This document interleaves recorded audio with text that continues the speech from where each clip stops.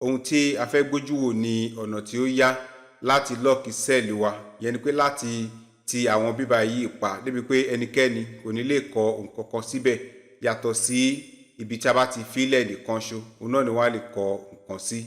Ẹ jẹ́ ká wò báyìí.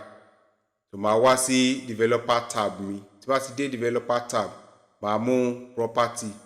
Nínú property mi nísinsìnyí, so màá wá síbi scroll area yìí. Scroll area yẹn, cell tí mo bá fẹ́, àwọn cells tí mo bá fẹ́ fílẹ̀ nìkan, òun ni màá tẹ̀ síbẹ̀. Bí àpẹẹrẹ nísinsìnyí, bóyá mo fẹ́ kó jẹ́ pé D2 títí dé D7 nìkan ni kí wọ́n lè tẹ nǹkan sí. So màá wá tẹ̀ síbẹ̀ pé D2 then colon D7. So tí n bá ti ṣe bẹ́ẹ̀, màá tẹ enter. So màá ti báyìí nísinsìnyí. So ẹ wá wò, ẹ rí pé ìtókù mi lè kọ nǹkan kan sí yàtọ̀ sí ibi báyìí nìkan ṣo. So bóyá tí wàá kọ bóyá quantity tata ẹ ti di nísinsìnyí.